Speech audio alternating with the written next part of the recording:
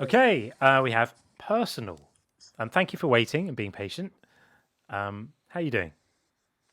Wagwan, very good, thank you. How are you? Yeah, really good. Yeah, I came towards the latter end of the conversation you had previously, so I'm not entirely sure what this live is about.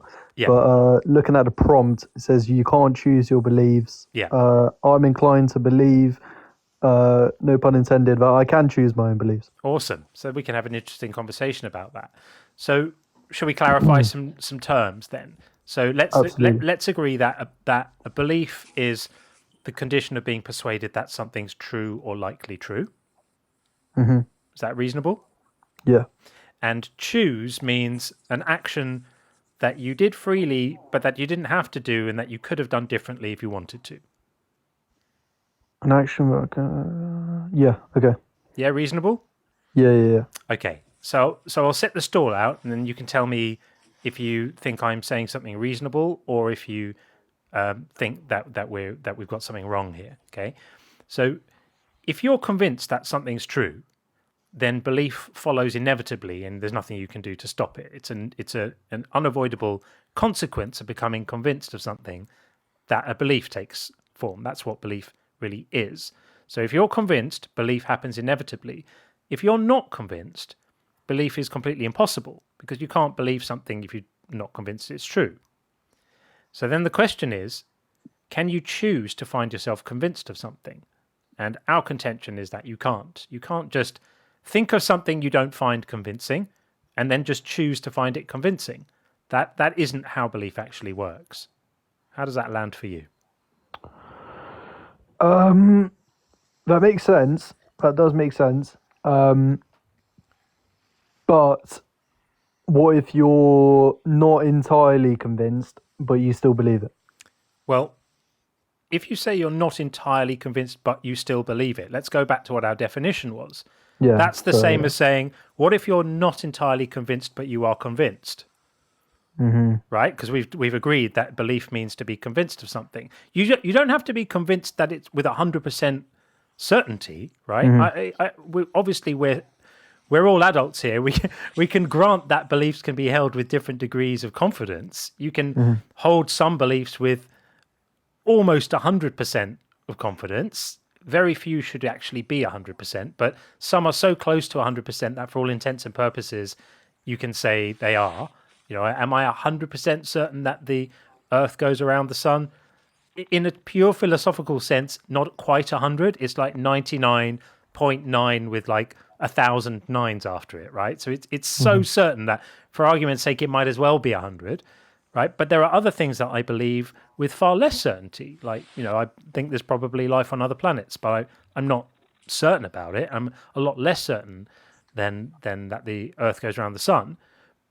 But in both cases, I was convinced of that position, right? You become convinced with a certain degree of confidence, and you can't not be as well.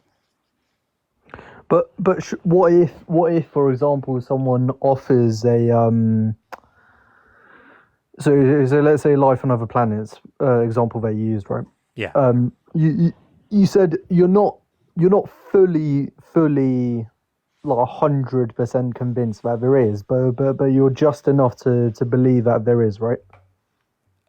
Yeah. I would say something like, I would guess, I would put the probability in my own estimate at something like 65%. How about that? Okay. Something like Yeah. that. Sure. So it's 65%, right? Yeah. And what if someone I mean, I don't have any arguments against it, right? But what if someone had like really clever, interesting points, and they propose those ideas to you? To argue for what? Really interesting points saying what though? Saying that there is no life on other Oh, planets. if someone came up with a really convincing reason why where we are right now is Hmm. the only place this has happened, if it was a good argument, if it was a good convincing argument, then I would find myself convinced, and my estimation might go from 65% down to 5%, or 0.5%, or 0.005%, or zero point 0 with 1,000 zeros 5%, Or it might be that I didn't find their argument convincing and it might stay where it is. But in any of those cases, it wouldn't be as a result of what I want. It would be as a result of what I find persuasive. Right. Okay.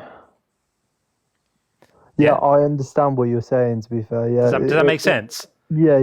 On that level, yeah, you can't actually choose what you believe. Yeah, no, You yeah. got To it. be I fair, can almost hear the coin dropping, and yeah. it's a beautiful moment when it does, because it just allows you to think about belief as a process that happens to your mind, not an action that you do.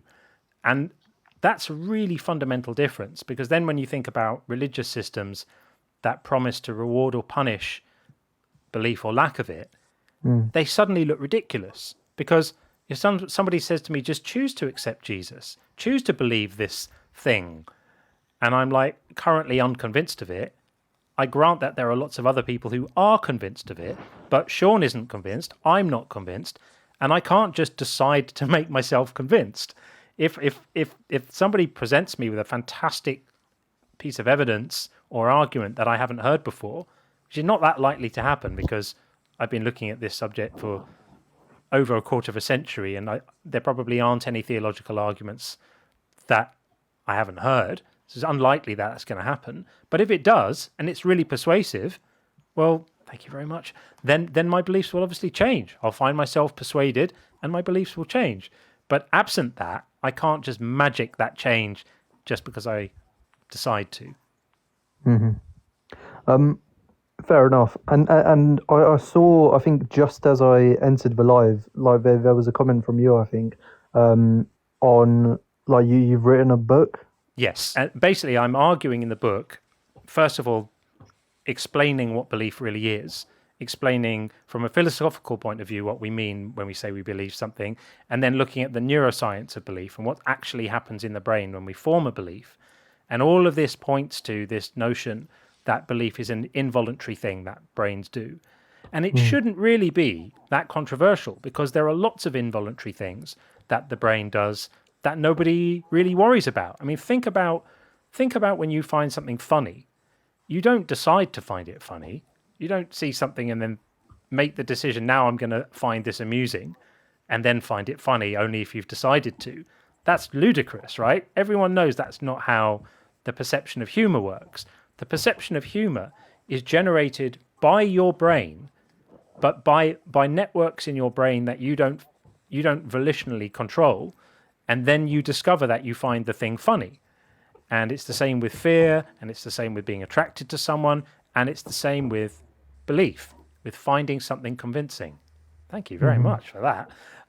Yeah, so that's the case. So basically, my book makes a moral argument saying once we correctly understand what belief is, we can then look at systems like Christianity and Islam that penalize non-belief with really severe penalties, being chucked in a burning lake forever. It's not a parking fine, chucked in a burning lake forever because you couldn't find something persuasive. And that cannot be right morally. So that's really where I'm coming from. Yeah, fair enough. That sounds really interesting, and genuinely, I reckon I will have a look at that book as well. Appreciate you giving me your time. All right, I buddy. really Nice to appreciate talk it. to you. Enjoy the rest of your evening. You too. Thank you so much. Thanks. Well, I love that. Came in like a bit curious about the prompt, slightly skeptical perhaps, and listened with an open mind, asked a couple of clarifying questions, and joined us on the journey. I mean, that's what it's all about. That's what spreading new ideas is about, getting people to think about things in new ways. And I admire him for being open-minded and asking really good questions. Brilliant stuff.